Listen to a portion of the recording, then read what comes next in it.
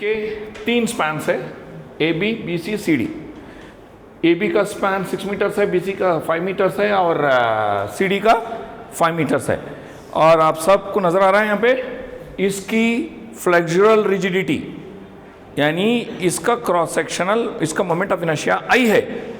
और आगे बढ़ते ही बी सी का क्या है 2i है। इसका मतलब क्या है, एक 6 मीटर तक एक ही डायमेंशन है बीम का। अगर आप कट करके देखेंगे उसको तो रेक्टेंगुलर है मान के चलिए, जो ऊपर नजर आ रहा है आपको BD क्यूब्ड बाय 12, तो 6 मीटर तक BD क्यूब्ड बाय 12 है। जब आगे जाएंगे आप तो उसका मोमेंट ऑफ इनर्शिया दुगना हो गया, यानी 2i है, यानी उसकी डायमेंशंस में तब्दीली आ गई। विड्थ चेंज हो गया मालूम नहीं है, या डेप्थ सेम रखे विड्थ चौड़ा हो गया, या डेप्थ डबल होके विड्थ कांस्टेंट है, पता नहीं। बहरहाल इसको हम क्या बोलते हैं EI, 2EI, मतलब EI का मतलब है फ्लेक्सुरल रिजिडिटी, यानी बीम की स्टिफनेस। तो यहाँ की I है, यहाँ की 2i है, यहाँ की I है। इसकी बुनियाद के ऊपर, इसकी फ्लेक्सुरल रिजिडिटी की बुनियाद के ऊपर आपने रिलेटिव स्टिफनेसेस को कैलकुलेट करके काइनेस मेथड में आप रोटेशन फैक्टर्स को कैलकुलेट करें नहीं करें, पूरा रोटेशन फैक्टर्स को इस्तेमाल करते हुए उससे पहले या उसके बाद आप क्या करें, फिक्स्ड एंड मोमेंट्स भी कैलकुलेट करें। कैसे, मान के चलिए ए बी फिक्स्ड है, ए बी, इसके ऊपर यूडीएल है, आप सबको पता है W पर मीटर अगर L स्पैन है तो जो भी फिक्स्ड एंड के पास मोमेंट पैदा होगा इसको हम क्या बोलते हैं MFAB, और इसको बोलते हैं MFBA।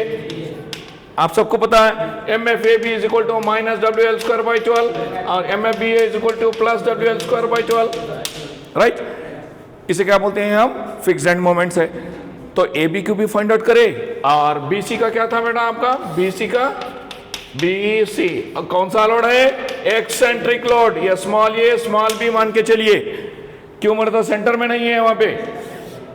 तो टोटल स्पैन इज L, यहां का मोमेंट और यहां का मोमेंट, यहां का मोमेंट क्या है MFBC is equal to minus WAB square by L square, और MFBC CB MFCB is equal to क्या था बेटा, plus WA square B by L स्क्वायर। Am I right? Here your A is equal to 3 meters and B is equal to 2 meters and L is equal to 5 and your capital W is equal to 5. Capital W is equal to 5. उसकी बुनियाद के ऊपर आपने fixed and moments निकाला। उसी तरह CD के लिए कैसे कैलकुलेट करें आप, CD यहाँ पे तो लोड सेंटर पे है, L/2 am I right? 2.5 centre पे होने की बुनियाद से यहाँ पे जो भी फिक्स्ड एंड मोमेंट आएगा MFCD इज इक्वल टू आप क्या डाले minus WL/8। What is the fixed end moment, already हम लोग पिछले सेमेस्टर में देख चुके हैं। और यहाँ का मोमेंट क्या है बेटा, MFDC is equal to plus WL/8।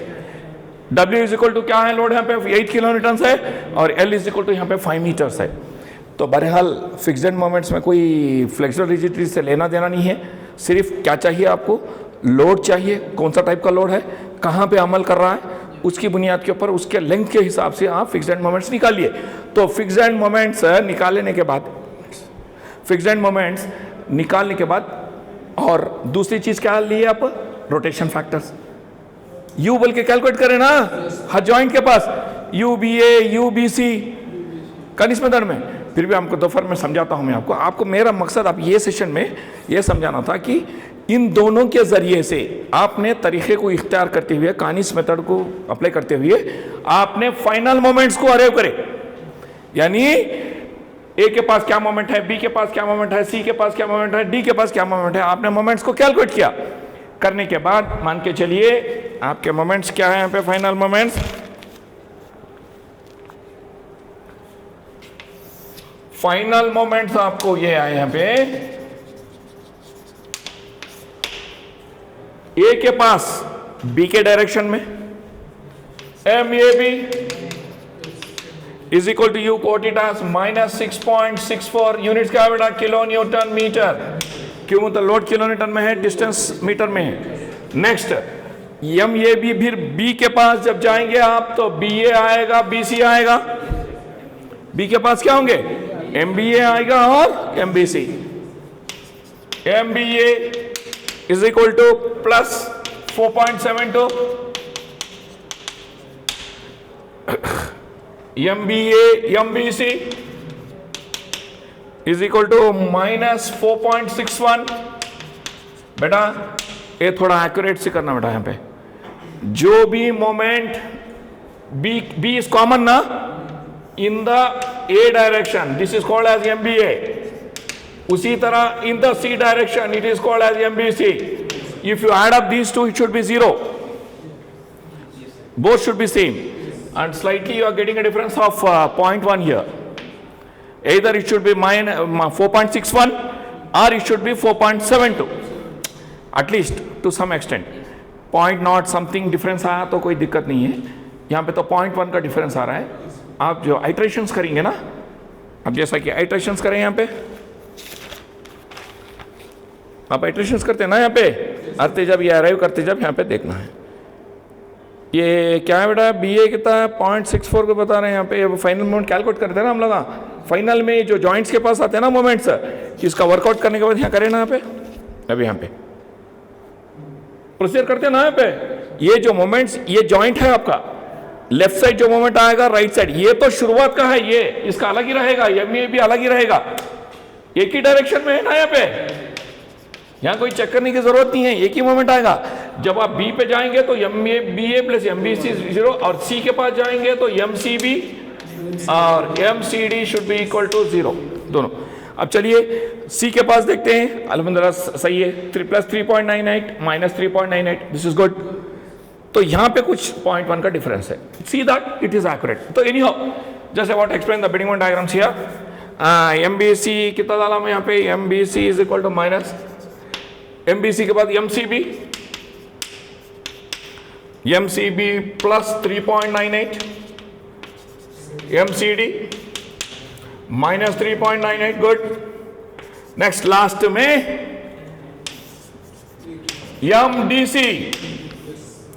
MDC की वैल्यू 5.51।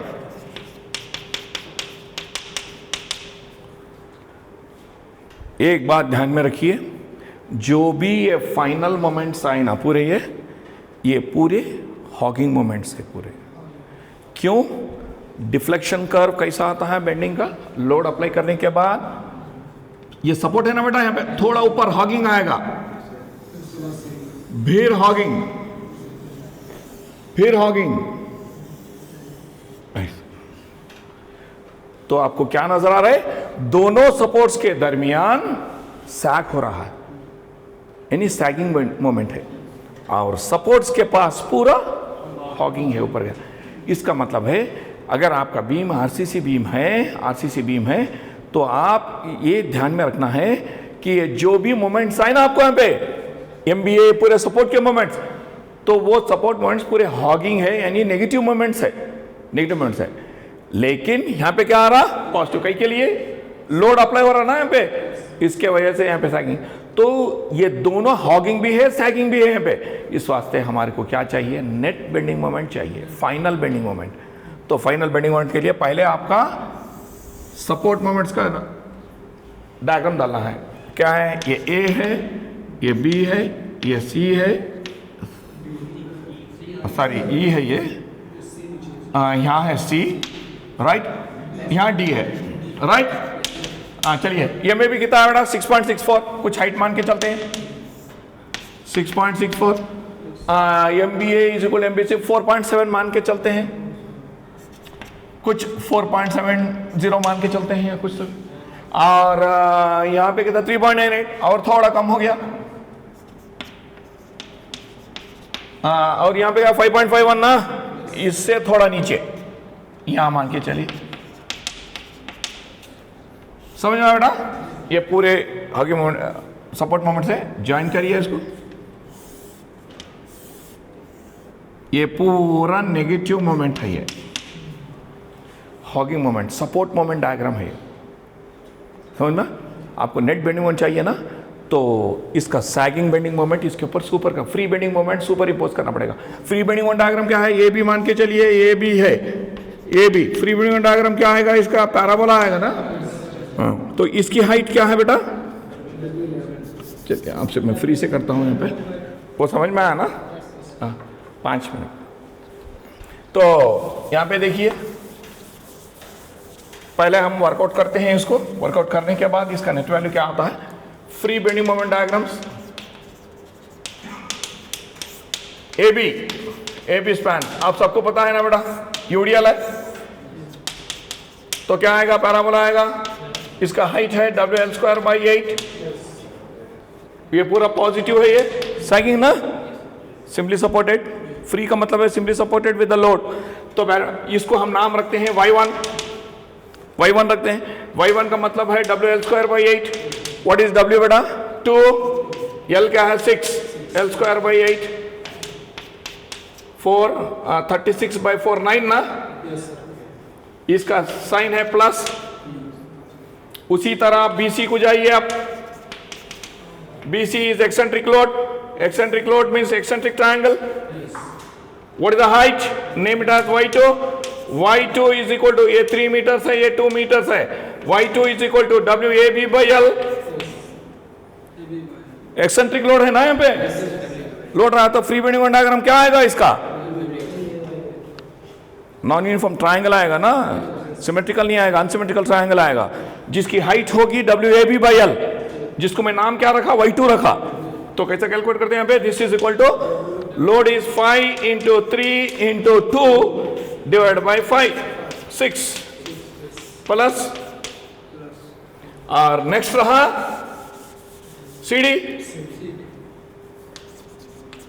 CD का सिमेट्रिकल ट्राइंगल है बेटा।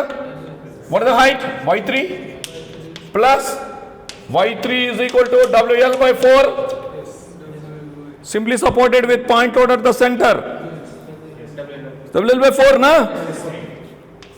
W is 8, L is 5/4, 10, ये प्लस ना बेटा, इसका नाम y3 रखा, इसका नाम y2 रखा, इसका नाम y1 रखा।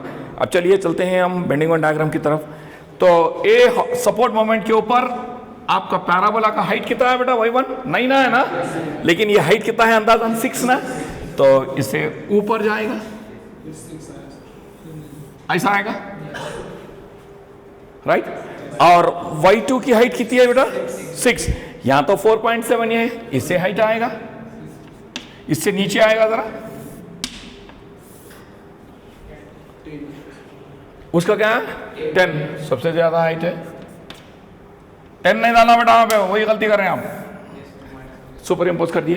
तो आप क्या करें, नेगेटिव डायग्राम के ऊपर पॉजिटिव डायग्राम सुपर इम्पोज करें ना, हॉकिंग के ऊपर, तो आपका बचेगा, नेट बचेगा, ये तो कैंसिल हो जाएगा, प्लस माइनस कुछ नहीं रहेगा इसमें। ये जो बचेगा नेगेटिव, ये जो बचेगा ये नेगेटिव, ये जो बचेगा ये प्लस, ये जो बचेगा ये प्लस, ये कैंसिल हो जाएगा, ये भी नेगेटिव रहेगा, और ये क्या रहेगा, ये पॉजिटिव रहेगा, ये नेगेटिव। इसका मतलब है जब भी आप स्टील को प्रोवाइड करेंगे कंटिन्यूअस बीम में, आपको पता लग रहा कि सपोर्ट ए के पास आप जो भी स्टील रखेंगे नेगेटिव स्टील रखना है, यानी टेंशन ऊपर आ रहा है तो मेन स्टील आपकी ऊपर रहेगी। जैसा जैसा आप आगे बढ़ेंगे तो उसको स्टील को लाके बीच के हिस्से में स्टील को नीचे उतारेंगे, इस वास्ते कि यहाँ पे पॉजिटिव मोमेंट है। पॉजिटिव का मतलब है कि टेंशन नीचे आएगा, इस वास्ते कंक्रीट को स्टील की जरूरत नीचे है, तो इस वास्ते स्टील यहाँ लाएंगे। फिर जैसा आप बी के पास जा रहे हैं फिर ऊपर लेके चल जाएंगे स्टील को, फिर यहाँ आने के बाद फिर नीचे लाएंगे स्टील को, जहां जहां भी आपका हॉगिंग मोमेंट आ रहा है वहां पे स्टील को देंगे। लेकिन याद रखिए आप जो भी स्टील मेन स्टील रखेंगे बीम में, it will be provided for the bending moment. Next comes the shear force. Shear force के लिए तो कंक्रीट भी तैयार है, कंक्रीट भी थोड़ा लेता है, स्टील भी थोड़ा लेता है, लेकिन बेंडिंग के लिए जो भी स्टील आप डिजाइन करें, एक्सक्लूसिव स्टील डिजाइन करेंगे बेंडिंग के लिए, इस वास्ते कि टेंशन कंक्रीट लेता नहीं जहां पे भी आ रहा है टेंसाइल स्ट्रेस। तो बहरहाल आपको मोमेंट की वैल्यू तो चाहिए ना, वो मोमेंट की वैल्यू की बुनियाद के ऊपर आप क्वांटिटी ऑफ स्टील को डालेंगे यहाँ पे, समझ में। तो अब रही बात, आपसे कोई पूछे what is the moment at A, moment at A is equal to 6.64 and what is the moment at centre of A B के सेंटर में क्या है, ये वैल्यू है, इसका नाम रखेंगे हम, इसका नाम रखेंगे y1 डैश, इसका नाम रखेंगे y1 डैश। y1 डैश को कैलकुलेट करने के लिए बेहतरीन तरीका है, अब देखिए, अब देखो बेटा, ये ए सी बी के लिए ट्रेपीजियम नजर आ रहा, ये ट्रेपीजियम को आप डिवाइड करिए, ये रेक्टेंगल एंड ट्रायंगल में डिवाइड करिए, कर सकते हैं ना। What is the rectangular height? 4.7। यहां देखिए, ये डायग्राम को देखिए, ए बी, ये कितना बेटा है? 6.64 ना, ये कितना है बेटा? 4.7 ना। अगर मैं इसको डिवाइड करा तो ये ट्रायंगुलर हाइट बनेगा 6.64 माइनस 4.7, कितना था बेटा? ये 1, ये 2, कितना था? देखो दोनों का डिफरेंस निकालो। 6.64 माइनस 4.7 कितना? 1.9। Right, listen here please, what is the triangular height? 1.94, right. तो अब मेरे को ये बोलिए, नीचे जो आ रहा है नेगेटिव बेंडिंग मोमेंट, इसका नाम हम रखते हैं y1 double prime. What is y1 double prime? Negative bending moment, negative bending moment. What is y1 dash? Net positive, net positive. लेकिन आपको पता है y1 डैश बोले तो नेट पॉजिटिव बेंडिंग मोमेंट आना है, तो it is equal to y1 minus y1 double prime. Am I right? y1 तो यहां से लेके यहां तक है ना बेटा, y1 जो आप कैलकुलेट करें वहां पे, y1 में से ये पूरा नेगेटिव निकालना है ना आपको, निकालेंगे तब वो यहां वैल्यू डालेंगे आप। टेक्स्ट बुक्स में जो भी आपको वैल्यू दिखेगी यहां पे ऊपर, वो रहेगी y1 डैश।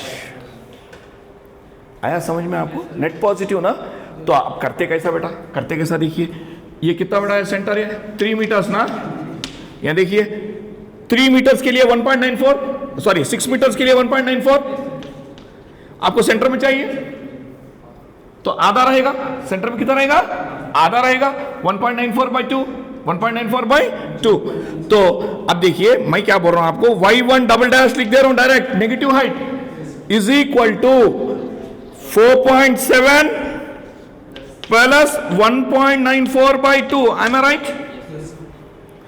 ये तो 4.7 ना बेटा ये, और ये नेगेटिव हाइट, ट्रायंगुलर की हाइट कितनी है?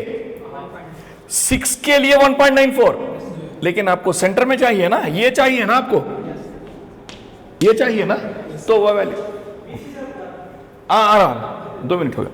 तो ये कितना है बेटा? 1.94 by 2। वो किसको ऐड करना है? नीचे 4.7 को करेंगे तो आपको y1 डबल प्राइम आ जाएगा ना। किसी को डाउट है? समझ में आ रहा सबको? ये बेटा आगे बीटेक में भी आपको बहुत काम आता। तो ये तो आ गया। Therefore y1 dash is equal to, y1 बोले तो कितना है बेटा वहां पे? 9 माइनस दिस वैल्यू। जो भी आएंगे, क्या बेटा, जो भी आएगा तो यहां पे क्या डालेंगे आप ऊपर? ये जो आंसर आ रहा उसको डालेंगे यहां पे, उसको डालेंगे यहां पे, हो गया, उसको डालेंगे।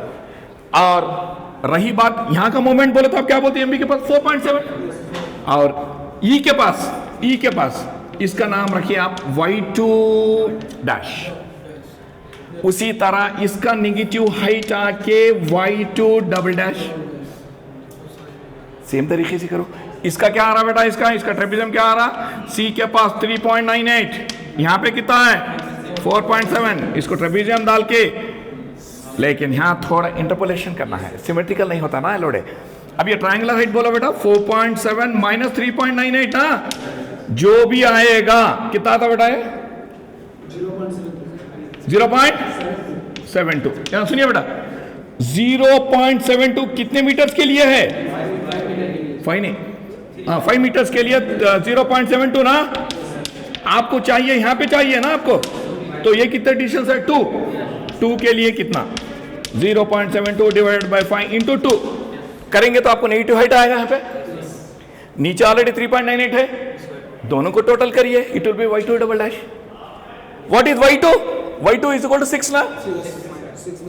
टोटल पॉजिटिव हाइट इज 6 ना, उसमें से नेगेटिव हाइट निकाल डालो तो नेट पॉजिटिव बेंडिंग मोमेंट आ जाएगा। Is it clear? तो टेक्स्ट बुक अगर आप खोल के देखेंगे तो आपको फाइनल बेंडिंग मोमेंट डायग्राम में ये जो नेट वैल्यूज हैं ना बेटा, वही लिखा होगा यहाँ पे। आप परेशान हो जाते, लेकिन आप समझेंगे कि इसका पॉजिटिव हाइट है पूरा WL² या WL/4 यानी तो WAB/L, वैसा नहीं है। तो ऐसा कंप्लीट करेंगे ना इसको भी, तो इसका क्या आएगा डायग्राम में, इसका Y3 नीचे का नेगेटिव जो हाइट जो भी है Y3 लेकिन इसको उल्टा आएगा डायग्राम, ये तो ये ज्यादा है ये कम है कि नहीं। तो जो भी आ रहा नेगेटिव हाइट यहाँ पे कैलकुलेट, अपने को मकसद सेंटर पे होना है, समझ में आना। दोपहर की क्लास में इंशाल्लाह नेक्स्ट क्लास में आपको पोर्टल फ्रेम में बेंडिंग मोमेंट डायग्राम कैसे डालना है। ये तो कंटिन्यूस बीम का है। अगर मान के चलिए आपका सिंगल स्टोरी है,